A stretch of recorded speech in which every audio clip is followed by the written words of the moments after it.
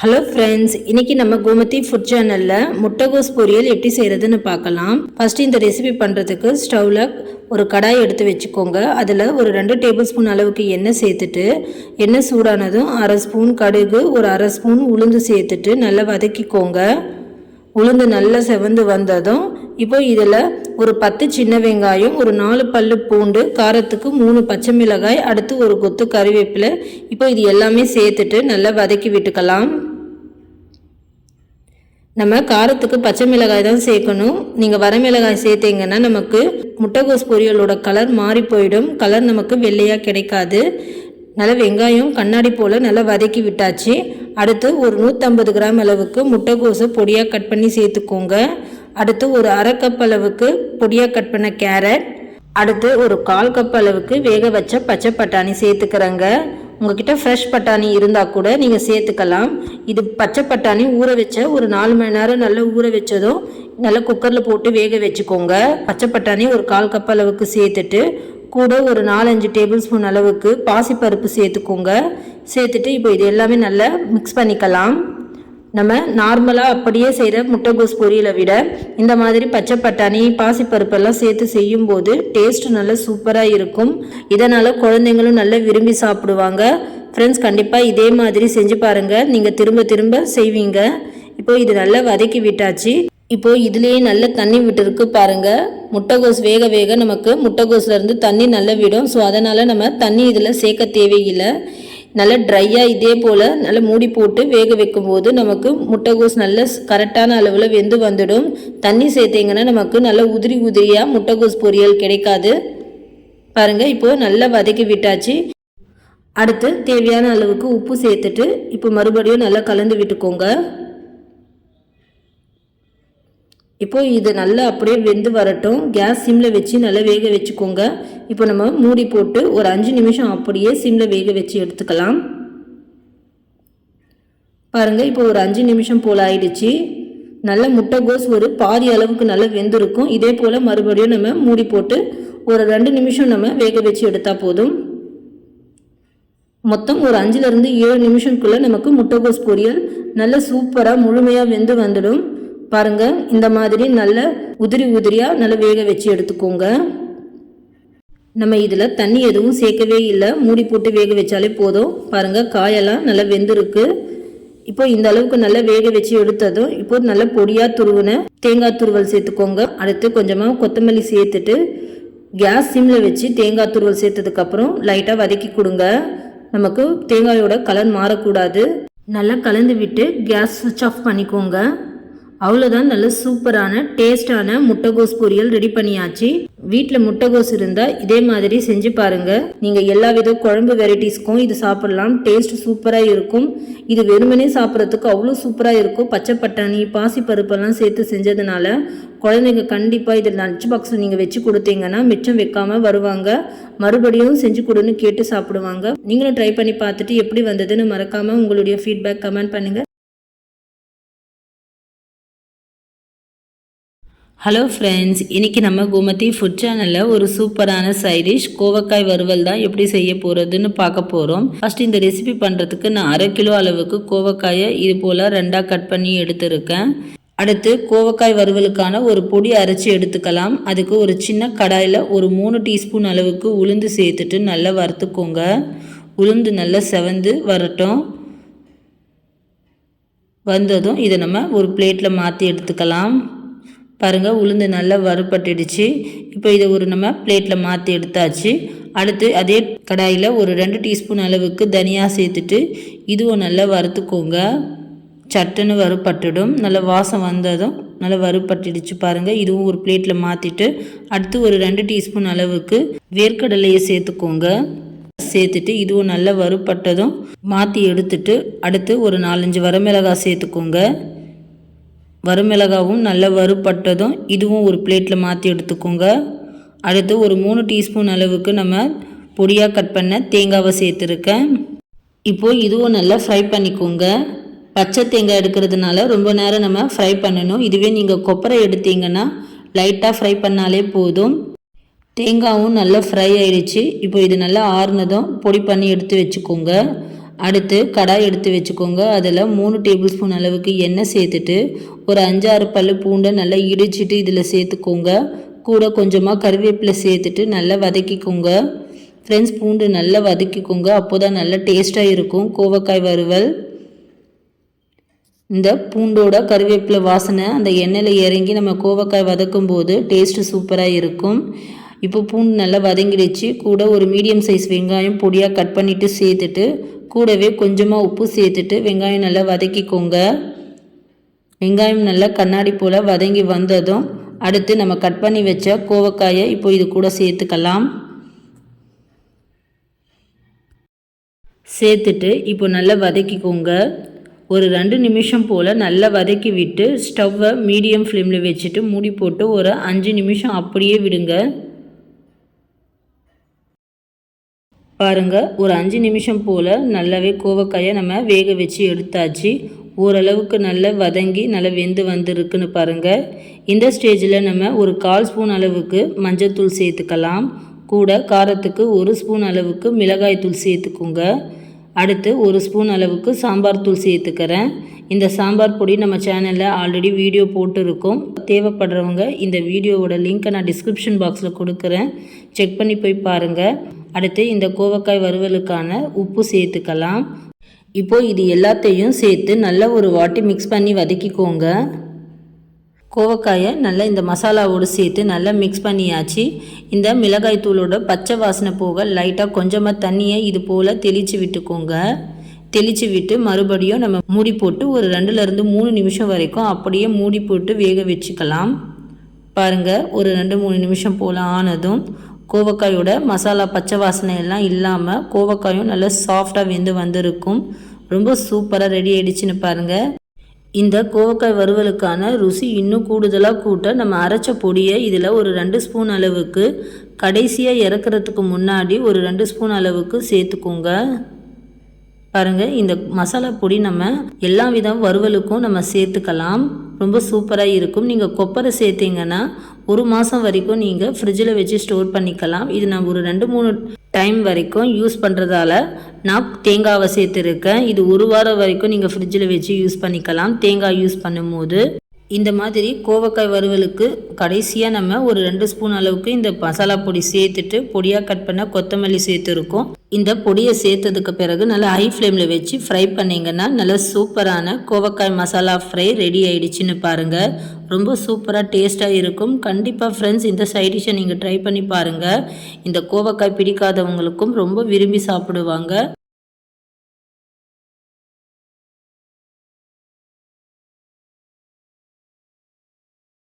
Welcome to Gomathi food channel. இன்றைக்கி நம்ம சேனலில் காலிஃப்ளவர் வறுவல் எப்படி செய்கிறதுன்னு பார்க்கலாம். ரொம்ப சூப்பராக டேஸ்ட்டாக இருக்குங்க. இந்த மாதிரி நீங்கள் காலிஃப்ளவர் வறுவல் வீட்டில் செஞ்சு கொடுக்கும்போது இது கறியான கண்டிப்பாக கேட்பாங்க. அந்த அளவுக்கு நல்ல சுவையாக கறி டேஸ்ட்டில் இருக்கும். ஃப்ரெண்ட்ஸ், வாங்க இன்றைக்கி நம்ம சூப்பரான காலிஃப்ளவர் வறுவல் எப்படி செய்கிறதுன்னு பார்க்கலாம். ஃபஸ்ட்டு இந்த ரெசிபி பண்ணுறதுக்கு இந்த அளவு சைஸில் ஒரு காலிஃப்ளவர் எடுத்துருக்கேங்க. இதை நம்ம பெரிய பீஸாக ஃபஸ்ட்டு கட் பண்ணி எடுத்துக்கலாம். இதே மாதிரி நல்ல பெரிய துண்டாவே கட் பண்ணி எடுத்துக்கோங்க. காலிஃப்ளவர் வதங்கும் போது நல்ல சின்னதாக நமக்கு சுருங்கி போயிடும். அடுத்ததாக நம்ம காலிஃப்ளவரை சுடு தண்ணியில் போட்டு எடுத்துக்கலாங்க. கண்ணுக்கு தெரியாத சின்ன பூச்சி புழுக்கள் எல்லாம் நமக்கு காலிஃப்ளவரில் இருக்கும். இந்த மாதிரி ப்ராசஸில் பண்ணும்போது நமக்கு அந்த பூச்சி புழுக்கள் எல்லாம் தண்ணியிலேயே விழுந்துடும். கொதிக்கிற தண்ணியில் கொஞ்சமாக உப்பு மஞ்சத்தூள் சேர்த்துருக்கங்க. நம்ம கட் பண்ண காலிஃப்ளவர் சேர்த்துட்டு ஒரு 10 நிமிஷம் அப்படியே காலிஃப்ளவரை அந்த தண்ணியிலேயே போட்டு வச்சுடுங்க. ஒரு 10 நிமிஷம் கழிச்சதும் காலிஃப்ளவரை தண்ணியிலேருந்து வடிகட்டி நம்ம ஒரு பிளேட்டுக்கு மாற்றிக்கலாம். ஃப்ரெண்ட்ஸ், நம்ம காலிஃப்ளவரை வடிகட்டி எடுத்ததும் அடுத்ததாக நம்ம நார்மல் டேப் வாட்டரில் ஒரு 2 தடவை நம்ம வாஷ் பண்ணி எடுத்துக்கலாம். காலிஃப்ளவரை இது போல் நம்ம தண்ணியில் போட்டு 2 தடவை அலசி எடுத்தாச்சு. பாருங்கள், இப்போ நமக்கு காலிஃப்ளவர் ரெடியாக இருக்குது. அடுத்ததாக காலிஃப்ளவர் வறுவலுக்கான நம்ம ஒரு மசாலா அரைச்சிக்கலாம். அதுக்கு மிக்ஸி ஜாரில் ஒரு 2 துண்டு அளவுக்கு பட்டை, கூட 2 கிராம்பு சேர்த்துக்கிறேங்க. அடுத்ததாக ஒரு பச்சை மிளகாயை 2-3 கட் பண்ணி எடுத்துருக்கேங்க. அடுத்ததாக ஒரு 1/2 இன்ச் அளவுக்கு இஞ்சி சேர்த்துருக்கேன். கூட ஒரு 10 பல்லு பூண்டு சேர்த்துக்கோங்க. அடுத்ததாக 1 ஸ்பூன் சோம்பு, கூட 1 ஸ்பூன் அளவுக்கு மிளகு சேர்த்துட்டு இது எல்லாமே சேர்த்து ஒரு முறை நல்லா அரைச்சதும் கூட கொஞ்சம் தண்ணி சேர்த்து நல்லா விழுத அரைச்சிக்கோங்க.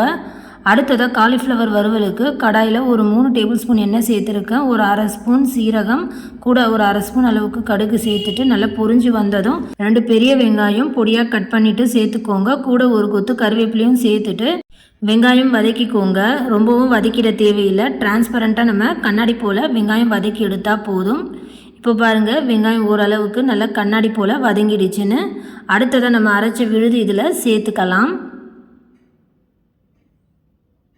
கூட நம்ம காலிஃப்ளவர் வறுவலுக்கான உப்பும் சேர்த்து வதக்கிக்கோங்க. கூடவே நம்ம உப்பு சேர்த்து வதக்கும் போது மசாலா நல்லா டேஸ்ட்டாக சூப்பராக இருக்கும். இப்போது நமக்கு எண்ணெய் பிரிஞ்சு வர வரைக்கும் நம்ம இந்த மசாலாவை நல்லா வதக்கிக்கலாம்.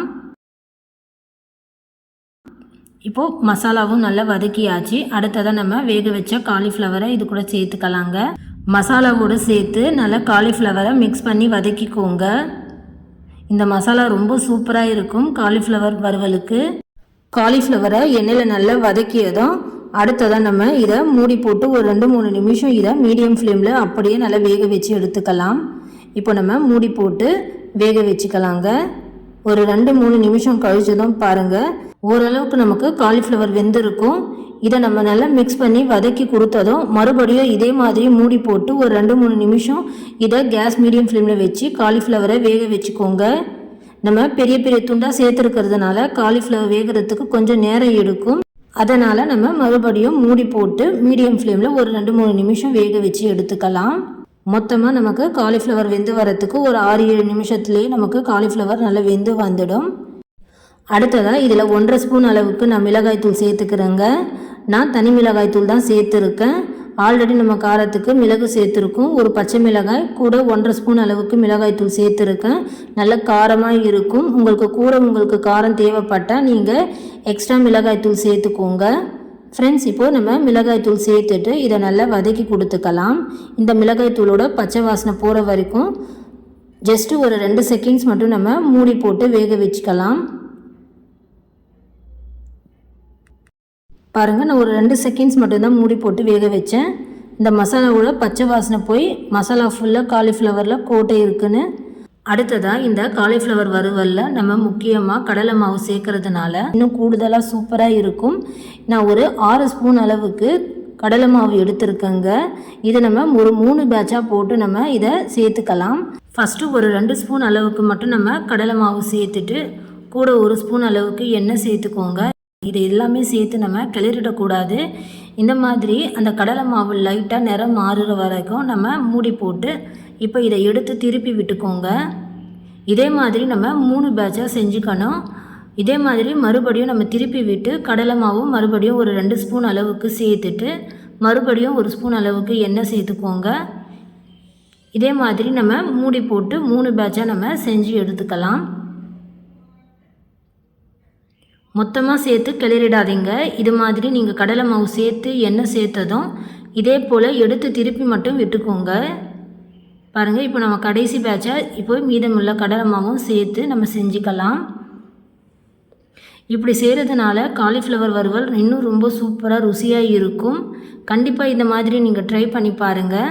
ஃப்ரெண்ட்ஸ், பாருங்கள், நல்லா இந்த மாதிரி நம்ம காலிஃப்ளவர் வறுவலை செஞ்சு எடுத்ததும் பார்க்க அப்படியே நல்லா கறி போல் இருக்குன்னு பாருங்கள். சாப்பிட அந்த அளவுக்கு நல்லா டேஸ்ட்டாக இருக்கும்.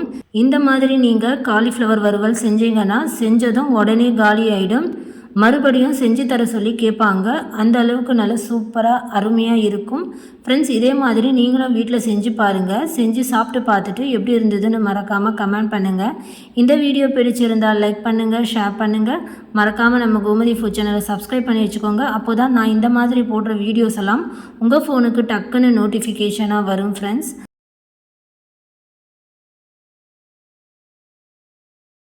ஹலோ ஃப்ரெண்ட்ஸ், இன்றைக்கி நம்ம கோமதி ஃபுட் சேனலில் ரொம்ப சூப்பராக டேஸ்டான வாழைத்தண்டு பொரியல் தான் நம்ம இன்றைக்கி எப்படி செய்கிறதுன்னு பார்க்க போகிறோம். ரொம்ப ஈஸியாகவே செஞ்சிடலாம். லஞ்சுக்கு இது போல் செஞ்சு கொடுத்தா வீட்டில் எல்லாருமே நல்லா சூப்பராக விரும்பி சாப்பிடுவாங்க. ஃப்ரெண்ட்ஸ், வாங்க நம்ம இன்றைக்கி எப்படி செய்கிறதுன்னு பார்க்கலாம். ஃபஸ்ட்டு இந்த ரெசிபி பண்ணுறதுக்கு ஒரு மீடியம் சைஸ் வாழைத்தண்டை இது போல் சின்ன சின்னதாக கட் பண்ணி மோரில் சேர்த்துட்டு வடை எடுக்கிற கம்பியால் சுற்றி விட்டிங்கன்னா நாரெல்லாம் க்ளீனாக வெளியே வந்துடும். ஃப்ரெண்ட்ஸ், அடுத்ததாக நம்ம குக்கரில் மாற்றிட்டு கூட முங்குற அளவுக்கு 1 கிளாஸ் அளவுக்கு தண்ணி சேர்த்துக்கோங்க. சேர்த்துட்டு கூட தேவையான அளவுக்கு கொஞ்சமாக உப்பு சேர்த்துட்டு நம்ம குக்கர் மூடி போட்டு ஒரு 2 விசில் வர விட்டு நம்ம கேஸ் ஆஃப் பண்ணி இறக்கிக்கலாம். அடுத்ததான் நம்ம வாழைத்தண்டு பொரியல் தாளிக்க ஸ்டவ்வில் ஒரு கடாய் எடுத்து வச்சுக்கோங்க. அதில் 2 ஸ்பூன் அளவுக்கு எண்ணெய் சேர்த்துட்டு எண்ணெய் சூடானதும் ஒரு 20 சின்ன வெங்காயம் இது போல் சின்ன சின்னதாக கட் பண்ணிவிட்டு சேர்த்துக்கோங்க. கூடவே கொஞ்சமாக கறிவேப்பிலை, ஒரு பச்சை மிளகாய் 2ஆக கீறிட்டு இது கூட சேர்த்துக்கலாம். இப்போ இந்த வெங்காயம், பச்சை மிளகாய், கறிவேப்பிலை சேர்த்து நல்லா வதக்கிக்கோங்க. ஃப்ரெண்ட்ஸ், வெங்காயம் நல்லா கண்ணாடி போல் வதக்கி விட்டுக்கலாம். இப்போ பாருங்கள், வெங்காயம் நல்லா வதங்கிடுச்சு. அடுத்ததாக நம்ம வேக வச்ச வாழைத்தண்டை இதில் சேர்த்துக்கலாம். அந்த தண்ணீரை மட்டும் வடிகட்டி வாழைத்தண்டை மட்டும் சேர்த்துக்கோங்க. வேக வச்ச வாழைத்தண்டு தண்ணீரை நம்ம வேஸ்ட் பண்ணாமல் அதில் கொஞ்சமாக உப்பு, மிளகுத்தூள் சேர்த்து நீங்கள் சூப் மாதிரி குடிச்சிக்கலாம். வேஸ்ட் பண்ணாதீங்க. ரொம்ப உடம்புக்கு சத்தான வாழைத்தண்டு தண்ணீரை நம்ம வேஸ்ட் பண்ணாமல் இது போல் செஞ்சு குடிச்சிக்கலாம். ஃப்ரெண்ட்ஸ், இப்போ இதில் தண்ணி வத்துற அளவுக்கு நம்ம வாழைத்தண்டை நல்லா வதக்கிக்கணும். இப்போ பாருங்கள், வாழைத்தண்டில் நம்ம தண்ணி இல்லாமல் நல்லா ஒட்டை வதக்கி விட்டாச்சு. அடுத்ததாக இதில் ஒரு 2 சிட்டிகை அளவுக்கு மஞ்சள்தூள், கூட கொஞ்சம் காரத்துக்கு 1/4 ஸ்பூன் அளவுக்கு தனி மிளகாய் தூள் சேர்த்துக்கோங்க. அடுத்ததாக கொஞ்சமாக உப்பு சேர்த்துட்டு நல்லா வதக்கி விட்டுக்கலாம். ஃப்ரெண்ட்ஸ், இதில் நம்ம பச்சை மிளகாய் மட்டும் காரத்துக்கு சேர்த்து கூட செய்யலாம். இந்த மாதிரி கொஞ்சம் மிளகாத்தூள் சேர்த்து நீங்கள் பொரியல் செய்யும் போது வாழைத்தண்டு பொரியல் ரொம்ப சூப்பராக அந்த மசாலா டேஸ்ட்டு சாப்பிட்றதுக்கு நமக்கு சூப்பராக இருக்கும். இப்போ நம்ம நல்லா வதக்கி விட்டாச்சு. நல்லா தண்ணி இல்லாமல் ஒட்டை வதக்கி விட்டதும் ஒரு 3-4 டேபிள் ஸ்பூன் அளவுக்கு துருவின தேங்காய் சேர்த்துக்கலாம். கூட இன்னும் கொஞ்சம் அதிகமாக கூட நம்ம தேங்காய் துருவல் சேர்த்துக்கலாம். டேஸ்ட்டு ரொம்ப சூப்பராக இருக்கும். தேங்காய் துருவல் சேர்த்துட்டு நல்லா வதக்கி விட்டதும் கேஸ் ஆஃப் பண்ணி இறக்கிக்கோங்க. அவ்வளோதான், நல்ல சூப்பராக டேஸ்டான இந்த வாழைத்தண்டு மசாலா பொரியல் நீங்களும் வீட்டில் ஒரு முறை ட்ரை பண்ணி பாருங்கள். ஃப்ரெண்ட்ஸ், ரொம்ப சூப்பராக டேஸ்ட்டாக இருக்கும். நீங்கள் லஞ்சுக்கு இந்த மாதிரி சைடிஷ் வச்சிங்கன்னா வாழைத்தண்டு சாப்பிடாதவங்க கூட நல்லா விரும்பி சாப்பிடுவாங்க. வெறுமனே சாப்பிடக்கூட அவ்வளோ ருசியாக இருக்கும். செஞ்சு பாருங்கள். செஞ்சு சாப்பிட்டு பார்த்துட்டு எப்படி இருந்ததுன்னு மறக்காமல் கமெண்ட் பண்ணுங்கள்.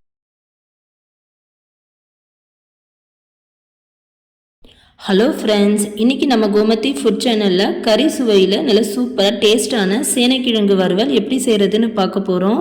இந்த சேனைக்கிழங்கு வறுவல் நீங்கள் எல்லா வித வெரைட்டி ரைஸுக்கும், சாம்பார், ரசம் சாதம், தயிர் சாதத்தோடு தொட்டு சாப்பிட்றதுக்கு டேஸ்ட்டு சூப்பரான ஒரு சைடிஷ்.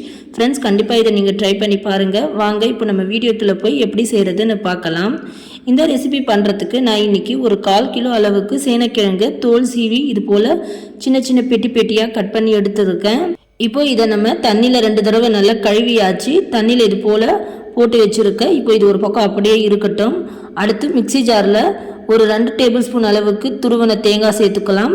அடுத்து 3 சின்ன வெங்காயம், 2 பல்லு பூண்டு, 2 கிராம்பு, 1 துண்டு பட்டை, ஒரு 1/2 ஸ்பூன் அளவுக்கு சோம்பு. இப்போ இது எல்லாமே நம்ம மிக்சி ஜாரில் சேர்த்துட்டு கொரகொரப்பாக அரைச்சி எடுத்துக்கலாம். அடுத்து நம்ம சேனைக்கிழங்கை வேக வைக்கணும். அதுக்கு பாத்திரத்தில் சேனைக்கிழங்கு முங்குற அளவுக்கு தண்ணி சேர்த்து கொதிக்க வச்சுருக்கேன். அந்த ஸ்டேஜில் நம்ம சேனைக்கிழங்கை இதுக்குள்ளே சேர்த்துக்கலாம். சேர்த்துட்டு கூட கொஞ்சமாக மஞ்சள் தூள், அடுத்து கொஞ்சம் உப்பு சேர்த்துக்கலாம். அடுத்து கூட 1 ஸ்பூன் எண்ணெய் சேர்த்துக்கிறேன். இப்போ இது எல்லாமே நல்லா கலந்து விட்டுக்கலாங்க. சேனைக்கிழங்கு நல்ல ஒரு 80% வரைக்கும் நல்லா வேக வச்சுக்கலாம். தண்ணி நல்லா கொதித்து வந்ததும் கேஸ் மீடியம் ஃப்ளேமில் வச்சு கொதிக்க வைங்க. சேனைக்கிழங்கு ஒரு 5 நிமிஷத்துலேயே நல்லா வெந்துடும். பாருங்கள், ரொம்பவும் முழுமையாக குழன்னு நம்ம சேனைக்கிழங்கை வேக வைக்க தேவையில்லை. ஒரு 3/4 பாகம் அளவுக்கு நம்ம சேனைக்கிழங்கை வேக வச்சு எடுத்தால் போதும். இப்போது கிழங்கு நல்லா வெந்துடுச்சு. இப்போ தண்ணியிலேருந்து வடிகட்டி நம்ம ஒரு பிளேட்டில் மாற்றிக்கலாம். தண்ணியிலேருந்து எல்லாமே வடிகட்டி எடுத்தாச்சு. அடுத்து இது நம்ம பொரிக்கணும். அதுக்கு ஸ்டவ்வில் கடாய் எடுத்துக்கோங்க. பொரிக்கிற அளவுக்கு கடாயில் எண்ணெய் சேர்த்துட்டு வேக வச்ச சேனைக்கிழங்கை எண்ணெயில் போட்டு ஃப்ரை பண்ணிக்கலாம். இந்த மாதிரி நம்ம சேனைக்கிழங்கை வறுக்கும் போது நமக்கு நல்ல முறுமுறுப்பாக கிடைக்கும். டேஸ்ட்டும் சூப்பராக இருக்கும். ஃப்ரெண்ட்ஸ், நல்லா இது கலர் மாறி நல்ல முறுமுறு ஆகிற அளவுக்கு நம்ம இதை ஃப்ரை பண்ணி எடுத்துக்கலாம். இப்போ பாருங்கள், நல்லா வெந்து கலர் மாறிடுச்சுன்னு. இப்போ நம்ம எண்ணெயிலேருந்து சேனைக்கிழங்கு மட்டும் தனியாக எடுத்து வச்சுக்கலாம். இப்போ எல்லாம் சேனைக்கிழங்கு நம்ம எண்ணெயிலேருந்து வெளியே எடுத்தாச்சு. அதே எண்ணெயில் ஒரு 1/2 ஸ்பூன் அளவுக்கு சோம்பு சேர்த்துட்டு கூட கொஞ்சமாக கறிவேப்பிலை சேர்த்துக்கலாம். அடுத்து இது கூடவே 1 ஸ்பூன் அளவுக்கு இஞ்சி பூண்டு விழுதும் சேர்த்துக்கோங்க. சேர்த்துட்டு பச்சை வாசனை போகிற வரைக்கும் நல்லா வதக்கி விட்டுக்கலாம். பாருங்கள், இப்போ இஞ்சி பூண்டு நல்லா வதக்கியாச்சு. அடுத்து பொடியாக கட் பண்ண ஒரு மீடியம் சைஸ் வெங்காயம் சேர்த்துக்கோங்க. சேர்த்துட்டு இப்போ இதுவும் ஒரு வாட்டி நல்லா வதக்கி விட்டுக்கலாம். இப்போ வெங்காயம் நல்லா வதங்கிடுச்சு. இந்த ஸ்டேஜில் நம்ம கொஞ்சமாக மஞ்சத்தூள் கூட கொஞ்சம் பெருங்காயத்தூள் சேர்த்துக்கலாம். சேர்த்துட்டு காரத்துக்கு தேவையான அளவுக்கு 1.5 ஸ்பூன் அளவுக்கு தனி மிளகாய்த்தூள் சேர்த்துக்கிறேங்க. உங்கள் காரத்துக்கு தகுந்தபடி நீங்கள் மிளகாய்த்தூள் கூட்டி குறைச்சி சேர்த்துக்கோங்க. அடுத்து பொடியாக கட் பண்ண ஒரு தக்காளி சேர்த்துருக்கேன். கூட கொஞ்சம் உப்பும் சேர்த்துக்கோங்க. நம்ம சேனைக்கிழங்கு வேக வைக்கும்போது உப்பு சேர்த்து வேக வச்சுருக்கோம். ஸோ அதனால் இந்த மசாலாவுக்கு தேவையான அளவுக்கு குறைவான அளவில் உப்பு சேர்த்துக்கோங்க. இப்போது தக்காளி நல்லா சாஃப்டாக வெந்து மிளகாய்த்தூளோட பச்சை வாசனை போகிற வரைக்கும் நல்லா வதக்கி விட்டுக்கலாம். தக்காளி வெந்து வரத்துக்கு மூடி போட்டு ஒரு 10 செகண்ட்ஸ் மட்டும் இதை சிம்மில் வச்சு வேக வச்சுக்கோங்க. பாருங்கள், தக்காளி நல்லா சாஃப்டாக வெந்துடுச்சு. இப்போ ஒரு வாட்டி நல்லா இதை மசிச்சு விட்டு கலந்துக்கலாம். இப்போ நல்லா தொக்கான மசாலா கிடைச்சிடுச்சு. இப்போ நம்ம ஃப்ரை பண்ண சேனைக்கிழங்கை இது கூட சேர்த்துட்டு இப்போ இதை நல்லா கலந்து கொடுத்துக்கோங்க. இது வரைக்கும் நீங்கள் சேனைக்கிழங்கு வறுவல் இது போல் செஞ்சதில்லைன்னா கண்டிப்பாக ஒரு முறை இந்த மாதிரி ட்ரை பண்ணி பாருங்கள். ரொம்ப சூப்பராக டேஸ்ட்டாக இருக்கும். சாப்பிட்றதுக்கு அப்படியே நமக்கு கறி சாப்பிட்ட ஒரு டேஸ்ட்டில் கிடைக்கும். ஃப்ரெண்ட்ஸ் பாருங்கள், இப்போ நல்லா கலந்து கொடுத்தாச்சு. இப்போது இந்த சேனைக்கிழங்குல இந்த மசாலா எல்லாம் ஒட்டி பிடிச்சு வரணும். அதுக்கு மூடி போட்டு ஒரு 5 நிமிஷம் அப்படியே சிம்மில் வச்சு வேக வச்சுக்கோங்க. பாருங்கள், ஒரு 5 நிமிஷம் போல் ஆயிடுச்சு. இப்போ எப்படி இருக்குன்னு மசாலா எல்லாம் நல்லா சேனைக்கிழங்குல நல்ல கோட்டை இருக்குன்னு பாருங்கள், சூப்பராக இருக்குன்னு. அடுத்து இது கூட நம்ம அரைச்ச தேங்காய் துருவல் மசாலா இது கூட சேர்த்துக்கலாம். கடைசியாக இறக்கும்போது இந்த மாதிரி தேங்காய் துருவலை சேர்த்துட்டு இப்போ இதுவும் ஒரு வாட்டி நல்லா கலந்து விட்டு வேக வச்சுக்கோங்க. அவ்வளோதான், நல்லா சூப்பராக நம்ம ஃப்ரை பண்ணியாச்சு. நல்லா டேஸ்டான கறி சுவையில் சேனைக்கிழங்கு வறுவல் ரெடி பண்ணியாச்சு. கண்டிப்பாக வீட்டில் ட்ரை பண்ணி பாருங்கள். வீட்டில் சேனைக்கிழங்கு இருந்தால் நாளைக்கே கண்டிப்பாக இதை செஞ்சு பாருங்கள். உங்களுக்கு எல்லாருக்குமே ரொம்ப பிடிக்கும். செஞ்சு சாப்பிட்டு பார்த்துட்டு எப்படி இருந்ததுன்னு மறக்காமல் கமெண்ட் பண்ணுங்கள். இந்த ரெசிபி வீடியோ உங்களுக்கு பிடிச்சிருந்தால் லைக் பண்ணுங்கள், ஷேர் பண்ணுங்கள். மறக்காமல் நம்ம கோமதி ஃபுட் சேனலை சப்ஸ்கிரைப் பண்ணிக்கோங்க. அப்போ தான் நான் போடுற வீடியோஸ் எல்லாம் டக்குன்னு உங்கள் ஃபோனுக்கு நோட்டிஃபிகேஷனாக வரும். ஃப்ரெண்ட்ஸ், தேங்க்ஸ் ஃபார் வாட்சிங்.